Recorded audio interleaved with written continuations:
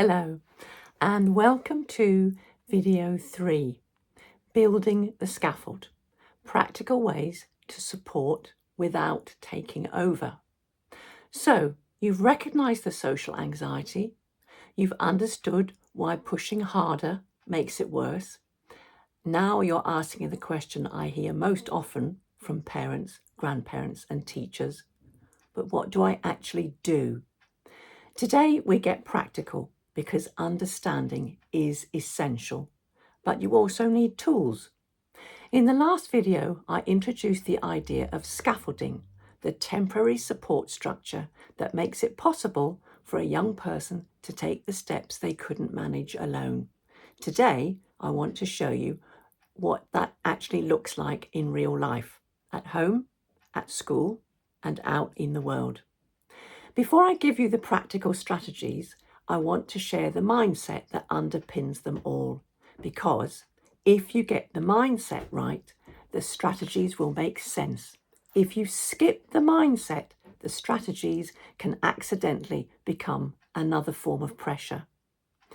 The mindset is this: your job is not to fix the anxiety. Your job is to create the conditions in which your young person can take their next small step. That's the coach approach, and it's very different from an advice approach.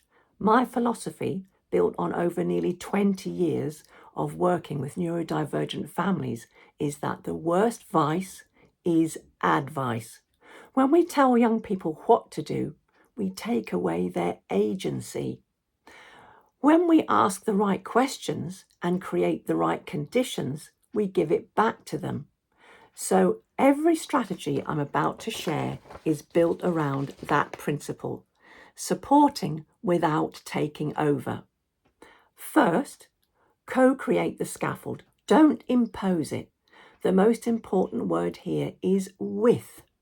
Build the plan with your young person, not for them. Ask them what would make this feel even slightly more manageable. What would need to be in place for you to feel safe enough to try? What's your ideal exit plan if it gets too much? Their answers will surprise you. And when the scaffold is their idea, they're far more likely to use it.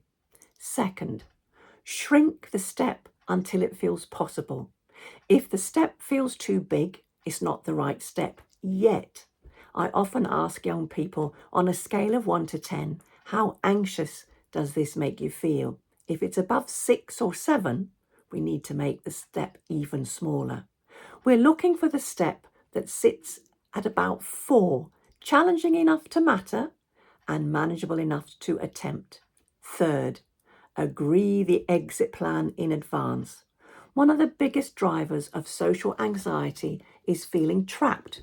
If your young person knows that they can leave, genuinely leave, without argument or disappointment, they're far more likely to try in the first place. Agree a signal, a text, a code word, something that means I've got to go now, and it gets an immediate, no questions response. You can debrief later. In the moment, honour the signal. Stick to your word. Make sure you can be trusted. Fourth, separate the attempt from the outcome. If your young person tries something and it goes badly, the attempt still matters. Praise the courage, not the result. I'm so proud of you for trying. That is worth infinitely more than, see, it wasn't that bad, because sometimes it was that bad. Acknowledging that honestly while celebrating the attempt builds the trust that makes the next steps possible. Fifth, watch your own anxiety. Our anxiety about our young person's anxiety is contagious. When we're tensed, braced, watching their face for signals of struggle, they feel it. Before a challenging situation, check in on yourself. Regulate yourself first. Your calm nervous system is one of the most important scaffolds you can offer. Sixth, for teachers and grandparents specifically, you have a unique role here. You are often slightly less emotionally entangled than parents, which can actually be an advantage. A grandparent who simply enjoys a young person's company without an agenda for their progress can be profoundly healing. A teacher who notices and names a strength. I saw how you helped that other student today. Plants a seed of confidence, then can take root over time. You don't need a strategy. Sometimes you just need to show up consistently without pressure, without judgment.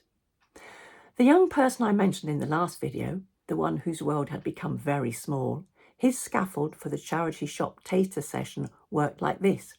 He chose the charity shop himself because it was a cause he cared about. He went in first just to look around before any commitment was made. He knew he could leave after an hour. His family didn't ask him how it went the moment he walked back through the door. They gave him space to process it first. Small details, but every one of them was part of the scaffold that made it possible for him to try it. That's the coach approach in action. I want to leave you with this. Building a scaffolding takes patience, and patience is also an action. It can feel frustratingly slow when you're watching somebody you love struggle, but every small step your young person takes on their own terms builds something that no amount of pushing could ever achieve. Genuine confidence, the kind that comes from the inside, not the kind that's been pressured into existence from the outside. In our final video next week, we're going to talk about what progress actually looks like, because it's rarely a straight line, and knowing how to recognize and celebrate it without accidentally undoing it is a skill in itself. I'm Jean from Inspired Education Coaching, and I look forward to seeing you in the last video in this series.